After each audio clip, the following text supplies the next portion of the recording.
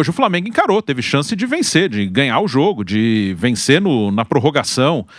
Fez um ótimo jogo, fez o que dava para fazer, fez o possível, não perdeu o jogo. E nos pênaltis aí, o goleiro russo, né, o Safonov, acabou brilhando, pegou 4 cobranças, o que é muito raro, 2-1 nos pênaltis, né, um placar bem magro para uma decisão por pênaltis. Então o Paris Saint-Germain leva o título, mas o Flamengo fez um grande jogo, o Flamengo campeão brasileiro, campeão da Libertadores, um Mundial bom, passou pelos 2 times que teria que passar, Cruz Azul e Pirâmides, sem grandes sustos contra o Pirâmides, com Cruz Azul primeiro tempo ruim, depois um segundo tempo bom, e hoje fez uma ótima partida, encarou bem o Paris Saint-Germain, uma alternância, Paris melhor, Flamengo melhor, momentos de equilíbrio. Então o Flamengo, claro que o torcedor agora está triste porque perdeu, mas não tem nenhum motivo para reclamar do time, tem que se orgulhar do que o Flamengo fez hoje, fez uma ótima partida e poderia sim ter vencido. O resultado não foi o que o torcedor do Flamengo esperava, mas o desempenho, Guilherme Nápoles, agradou o que você viu. Não gostei da atuação do Rossi nos 90 minutos, até porque o gol, pra mim, teve muito da culpa dele. Ele cai demorado, estica o braço e digo mais, se ele não encosta na bola, o Kvaratskhelia não chegaria para fazer o complemento. O gol que o Flamengo toma, pra mim, responsabilidade total do Rossi naquele lance. Mas o conjunto Flamengo te agradou? Tudo certo? Muito boa tarde, Gui. Tudo bem, Chacon? Um abraço pra você, um abraço pro Bruno Prado, pra todo mundo que nos acompanha aqui nesse pós-jogo da Jovem Pan. Torcedor do Flamengo, claro, vai ficar chateado pelo resultado, até pela circunstância. Foi muito perto, esteve muito perto esse bimundial do Flamengo.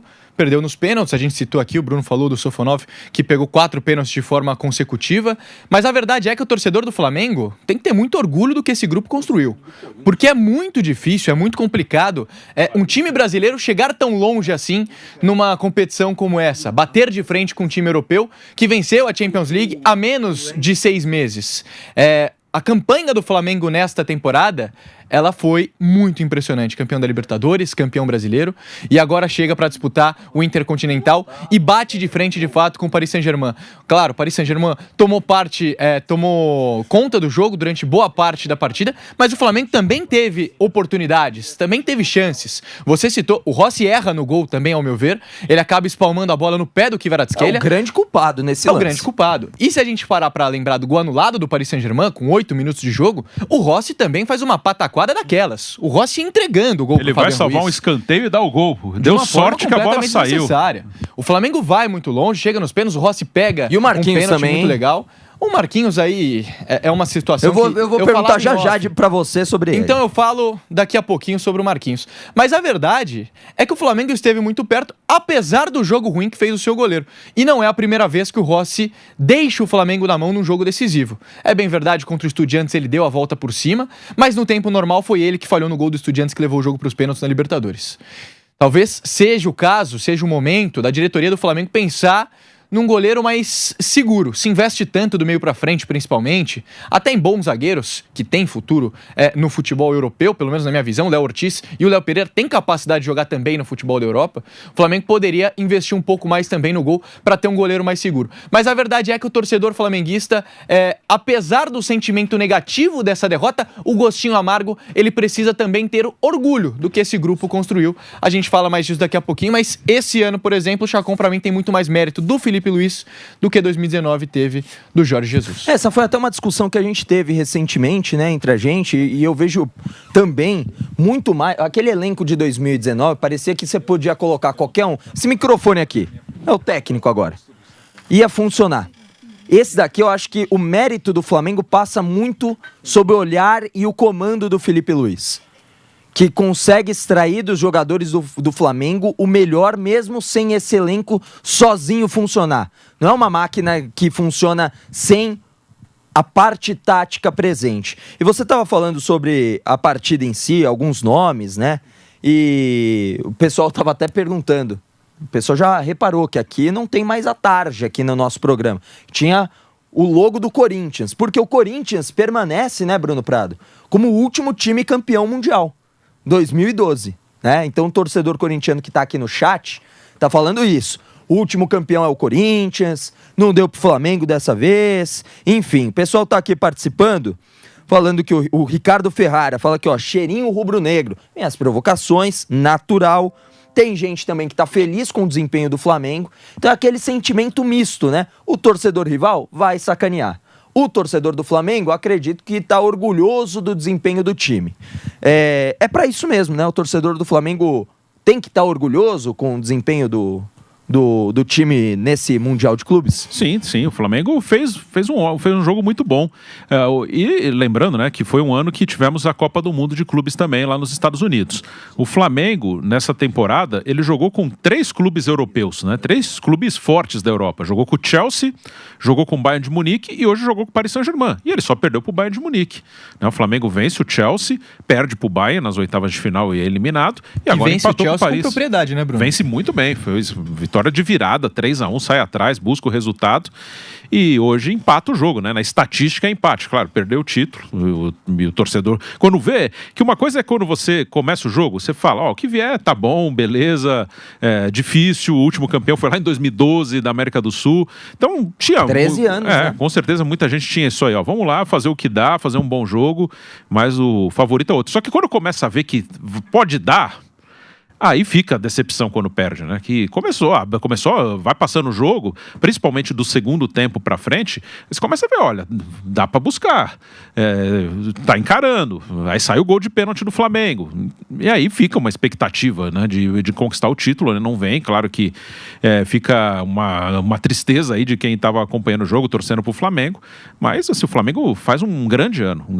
né? Com os títulos e com esse detalhe, né? Os 3 confrontos contra times europeus fortes e só uma derrota pro Bayern de Munique. Só que o pessoal tá falando aqui que é o troféu levei pros pênaltis. É por aí, Bruno Prado e Guilherme Nápoles? A galera tá comemorando pouco, na verdade, tá comemorando migalha, ter levado pros pênaltis, porque o pessoal tá zoando aqui, ó, o troféu levei pros pênaltis. É o troféu joguei de igual para igual. Não foi campeão, não tem essa história, campeão moral, isso aí é tudo cascata. Mas, assim, a gente tem que avaliar o desempenho. O Flamengo jogou bem, é um ponto, não foi campeão, não é campeão moral, nada disso. Ele perdeu, o campeão é o Paris Saint-Germain, mas o Flamengo fez um ótimo jogo. Existem, claro, para se olhar só o resultado, e o torcedor rival tem que zoar mesmo, é diferente, por exemplo, do Manchester City 4, Fluminense 0, Barcelona 4, Santos 0, é uma coisa bem diferente, né? O Flamengo encarou, jogou e perdeu.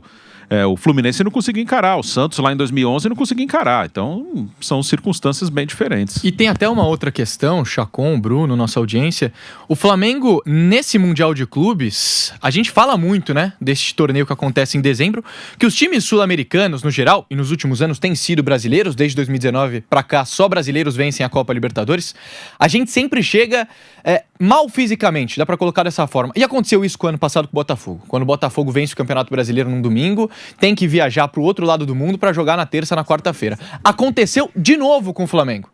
Claro que teve ali, digamos que uma mamatinha de jogar um dia antes com o Mirassol, com o time cheio de meninos, mas fato é que uma semana antes da estreia contra o Cruz Azul, o Flamengo estava sendo campeão brasileiro no Maracanã. Não é o ideal. Em outros tempos, os times brasileiros venciam a Libertadores em julho e iam jogar o Mundial em dezembro. De fato, o Flamengo chegou com essa deficiência física e isso não foi um problema. Muito porque o Flamengo, como eu disse anteriormente, se estruturou para viver esse tipo de momento, isso é importante a gente falar. É um Flamengo que o Bandeira de Melo pega brigando contra a zona de rebaixamento e ele consegue arrumar a casa pro Landim comer a picanha no churrasco. E agora eu vou falar mais, o BAP não só tá comendo a picanha, como tá comendo picanha de Wagyu. Tá comendo o melhor dos mundos. Porque, de fato, o Flamengo naquele se estruturou. ponto rosado, vem sangrando. Naquele ponto maravilhoso. Porque o Flamengo se estruturou para contratar o Samuel Lino por 22, 25 milhões de euros. Contratar o Carrascal, que nem é tão titular absoluto assim, por mais 15. É um Flamengo que tem hoje um orçamento, de fato, de um time europeu. E que consegue nadar de braçadas no futebol brasileiro, no futebol sul-americano, e bater de frente quando chega para jogar com os europeus. Eu vou depois perguntar para vocês, pro Gui, sobre o senhor Marquinhos. Vou perguntar sobre o desempenho nos pênaltis para o Bruno Prado. Mas eu quero acionar o meu amigo, meu irmão Rodrigo Viga, que está no Rio de Janeiro, para falar bastante sobre essa partida. Viga já está na tela com a gente. Viga, eu quero que você fale do jogo e quero que você fale de um dos pênaltis. O pênalti do Pedro, que poderia ter sido anulado, que poderia ter voltado. Primeiro que o Pedro bateu muito mal, mas o Safanov, lá, o Safadov, ele tava lá... Eu sei que é o Safanov, eu só... Ele foi Safadov e deu um passinho pra frente, Viga. Queria que você falasse sobre a partida. Muito boa tarde, meu irmão. Fala, irmão. Boa tarde pra você, pra rapaziada toda da bancada, pro nosso ouvinte, espectador internauta da Jovem Pan. Eu não quero chover no molhado, não. E vou direto ao ponto. Esse campeonato, ele é feito pra europeu ganhar. Pode ser o City, pode ser o PSG, aí um ano vai ser o Barcelona, o outro ano vai ser o Real Madrid. Ora, bola, o Flamengo foi roubado. Eu nunca... Roubado acontece. A sensação agora tá do lado de cá. Dizem que o Flamengo, às vezes, é favorecido. Agora, a sensação de que foi garfado, que levou um Safanov na cara e no pé do ouvido, foi o Flamengo. Ora, bolas, nitidamente. Não precisa nem chamar o olhar eletrônico ou vá qualquer baboseira dessa. É ruim até lá fora. Impressionante. O cara bota os dois pés quase na linha da pequena área. Evidentemente que aquele pênalti tinha que ser rebatido. E se o Pedro bate o segundo e faz, é outro jogo, é outra disputa, um outro detalhe. Que porcaria é essa, para não falar um palavrão aqui com PRRA? Calma, Viga, calma. Que o Flamengo... Não, calma não. Calma não. Como é que o Flamengo, que chega estourado no final da temporada, já com a língua do tamanho de uma gravata, tem que jogar 3 partidas para ser campeão mundial? E o europeu do velho continente? Que história, joga uma partida só? Isso é palhaçada. Isso é uma vergonha. Como foi uma vergonha também os batedores de pênalti do Flamengo. O Flamengo teve uma atuação, se não de igual para igual. Você pode zoar palmeirense desgramado. Você pode secar corintiano, vascaíno, tricolor. Não resta outra alternativa para você que não seja secar, porque nunca vão chegar lá. Nunca vão chegar lá onde o Flamengo chegou. E vai chegar de novo pro teu desespero, pra sua decepção, pra sua frustração. Eu sei que é broxante, mas o Flamengo vai chegar lá de novo. Então fica chupando o dedo e secando, porque não tem outra alternativa a fazer. Então o Flamengo, se é o campeão moral, se é o campeão do igual para igual, do quase lá, tudo isso faz parte da brincadeira, da zoeira. Mas a competição é feita para europeu ganhar. É feita para europeu vencer. Afinal de contas, e no final da temporada dos Sul-Americanos, todos sabem que normalmente quem vai chegar na final é o Sul-Americano. O Sul-Americano tem que fazer 3 partidas, enquanto que o Blasé, aujourd'hui, c'est français. Depois vai ser qualquer um. Vai ser um da Espanha, eventualmente um da Alemanha, enfim, ou de outro país grande do velho continente. Então, orgulhoso da atuação do Flamengo e decepcionado com as batidas de penalidade. O que é isso, rapaz? Perdeu por 2-1, Léo Pereira, que outro dia deu uma cacetada na gaveta, foi elogiado por todos nós aqui, dá no meio do gol, num goleiro que era bem mais ou menos e saiu como herói da partida. Porra, mete a cacetada, mete a porrada, fura a rede, mas não bate desse jeito. Agora, garfado nos pênaltis, é a primeira vez que eu vejo na história da minha cobertura aqui na Jovem Pan e na história, quiçá, do futebol, viu, Chacon? Esse pênalti tem muita discussão, vou acionar o Viga de novo daqui a pouquinho, mas eu quero perguntar pro Bruno Prado isso daí, né? Ó, tem um comentário aqui, eu vou aproveitar o Viga aqui, vou acionar de novo o Viga. Ó, é secador ou é flamenguista? Calma, você vai ver, ó, olha só. Mandou R$20 no nosso superchat, mandou aqui, ó, sem clubismo, amigo. Para não reconhecer o título do Palmeiras de 51, os senhores usavam como parâmetro a FIFA. Agora, se a FIFA diz que o único campeão mundial é o Chelsea, o resto é intercontinental. É um fato. Mas a FIFA reconheceu o intercontinental como mundial agora nesses últimos dias. Mais uma vez, ratificou isso, né? Acabou colocando novamente esse título. Ou seja, tá falando que o Flamengo não é campeão mundial. O amigo aqui. Você tem alguma coisa pra dizer, Viga? É muita coisa pra dizer. Primeiro, parabéns pela sua secação, amigo dos R$20 palmeirense. Se quiser, bota 200, 400. Depois até eu te dou meu Pix pra você botar aí, já que você tá feliz com a desgraça alheia. Mas não tinha outra alternativa, né? Afinal de contas, você é nosso vice. Mas todo o respeito à brincadeira, porque faz parte do mundo lúdico do futebol. Faz parte da sacanagem. Eu adoro sacanear e também aceito perfeitamente ser sacaneado. Tá no seu perfeito direito. Vamos lá. Então quer dizer, meu camarada, que o mundo do futebol... O futebol só começou em 2025. De 2025 para trás não existia mais porcaria nenhuma. Não valia nada. A grande referência do planeta agora é o todo-poderoso Chelsea da Inglaterra. Mais um time daqueles investidores que a gente sabe o que acontece no mundo desses investidores. Então, cá entre nós. Cá entre nós. Eu até entendo a argumentação do palmeirense que lá atrás, lá nos primórdios, deve ser na era paleozoica, mesozoica, quando o Palmeiras se intitula como campeão, lá nos primórdios ancestrais, né? Lá no mundo das cavernas, não existia outra competição. Tudo bem, esse até é um bom argumento. Mas depois que ele foi instituído, ganhou corpo, começou a ter mais interatividade com o velho continente, onde estão os grandes times, aí sim talvez seja uma linha de corte, seja um parâmetro. Mas dizer que Mundial só tem o Chelsea é piada, porque o futebol existe há quanto tempo? Há muito tempo, há mais de 100 anos facilmente. O Bruno com certeza sabe essa matemática de cabeça. Há mais de 100 anos. Então não dá para dizer que a linha de corte, a régua, o parâmetro... O ponto de partida é 2025. Mas tudo bem, eu entendo. É de um secador. Não tinha outra alternativa. E vale a provocação, porque ele está, eu acho que parcialmente incorreto em reivindicar o seu título mundial, mas numa era, num universo completamente menor, certo? Tanto quanto os campeonatos brasileiros, que jogava contra 5, 6 times, e aí a taça disso, a taça daquilo, é contabilizada como o Campeonato Brasileiro. Mas como na época não tinha outra competição com uma cara mais de nacional, tudo bem, vamos lá. Agora, essa do Mundial, só a partir de 2025, é brincadeira. Brincadeira de mau gosto, Chacon. Olha, eu vou falar, Viga, e eu fiquei impressionado mesmo com o resultado e até o desempenho do Flamengo, porque eu esperava que o Flamengo perdesse, mas no tempo normal, 2-0. Foi até o meu palpite com o Guinápolis, com o Boni, a gente estava conversando, né? E eu falei 2-0. Gui, você falou quanto? Falei 1-1. A diferença é que eu falei que ia dar Flamengo nos pênaltis e o Flamengo acabou verdade, perdendo. Você acertou o placar. O Boni chegou a falar o quê? 2-1, né? Boni falou 2-1 pro Paris Saint-Germain. 2-1 Paris Saint-Germain. E assim, foi muito mais do que eu esperava. Mas, Bruno Prado, o que o Viga falou sobre os batedores de pênaltis, e eu queria que você comentasse também a decisão da arbitragem de validar a defesa do Safanov, o Safadov lá. Deu um passinho pra frente. Passinho pra frente, passinho pro lado. Isso é um salafrário, Chacon. É um salafrário. E deu um safanão na cara da torcida do Flamengo, no pé do ouvido da torcida, na cara desse juiz, que eu nunca ouvi falar, nem quero ver mais a cara desse cidadão. Estão falando que vai apitar ano que vem o Campeonato Carioca, o juiz, hein? Pra ficar de olho, Viga. Mas... tem alguma coisa a ver com a questão política, com legislativo e judiciário? É sugestivo.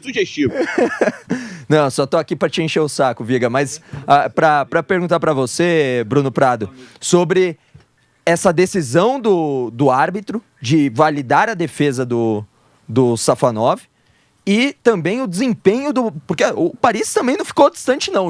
Bateu mal os pênaltis. Muito mal. Agora o Flamengo caprichou. O Flamengo falou, não, deixa comigo que eu vou bagunçar o negócio. Queria a sua análise, Bruno. No pênalti lá, o goleiro tava fora os 2 pés fora da linha. Era para ter voltado mesmo. E não voltou. Aí eu não sei por que o árbitro chegou a essa conclusão, mas era para ter voltado sim. E dos pênaltis, tem uma coisa que é curiosa, né? Sobre... depois que passaram a permitir as 5 mudanças, aí eu não estou dizendo que foi por isso que aconteceu, mas porque o Flamengo até tem um elenco muito bom e tem cara que bateu pênalti que hoje estava no banco, mas muitas vezes é titular. Mas depois que passaram a ter as 5 mudanças, a gente tem muita decisão por pênalti que são os reservas que vão cobrar, porque você troca meio time, né? E aí é uma decisão que quem acaba batendo pênalti são reservas. Isso acontece bastante, né? Quase toda decisão por pênalti acontece isso, porque o Jorginho, por exemplo, já não estava no campo, o Arrascaeta já não estava. Então, jogadores importantes ali já tinham sido substituídos. Botou reserva pra treinar, Brunão. Tem que bater melhor. Botou reserva pra treinar. Ou vai ver que pronto. A turma médica da fisiologia, da fisioterapia também já não pode bater falta, não pode cobrar pênalti também? Vá pastar. Tem que treinar, tem que bater bem. Dessa comissão. O Pedro bateu na Copa do Mundo, Brasil e Croácia, que ele foi um dos reservas que entrou ali E o Pedro converteu naquele dia, né? E ele era o terceiro centroavante, que o Gabriel Jesus tinha machucado, aí o Richarlison machucou naquele jogo e o Pedro entrou. Se o Brasil não tivesse sido eliminado, provavelmente o Pedro ia jogar a semifinal e a final, porque o Richarlison machucou naquele dia. E o Pedro bateu pênalti aquele dia, que era um reserva, assim, que jogava pouquíssimo. Então tem essa questão, mas tem que estar todo mundo pronto também para bater. As cobranças foram bem ruins, o goleiro, claro, tem o seu mérito, mas as cobranças foram bem ruins. Safonov não é normalmente o titular do Paris Saint-Germain, é o Chevalier, que também até agora não se acertou, chegou do Lille nessa temporada, o Donnarumma foi lá pro Manchester City. Os dois, eu diria até que os dois, o Chevalier é o titular na teoria, mas não acho que é uma coisa assim bem totalmente definida. Eu acho que nenhum dos dois é muito confiável. São dois goleiros ok, né? Para um time que tem a grana que hoje tem o Paris Saint-Germain, são dois goleiros bem mais ou menos. Mas hoje ele brilhou, pegou 4 pênaltis e os jogadores do Flamengo bateram mal mesmo, colaboraram para isso. O De La Cruz, que foi o único que converteu, fez uma belíssima cobrança. Mas os jogadores, o Dembélé chutou a bola na lua, né? No Paris Saint-Germain. Melhor do mundo. Então, esse prêmio de melhor do mundo, assim, ok, melhor da temporada, pode ser, mas se eu fizesse uma seleção mundial, o Dembélé não estaria. 11. Você precisa montar o seu time. Não, o Dembélé não estaria. O meu trio de ataque seria Lamine Yamal, Mbappé e Harry Kane. Ele não estaria na minha seleção mundial. Baita time. Mas na última temporada o time ganhou e foi eleito um jogador. O time fez uma grande temporada. Mas se eu fosse fazer, eu sou técnico da seleção do mundo, tenho que fazer um jogo sério agora, ele não estaria no meu trio de ataque, não.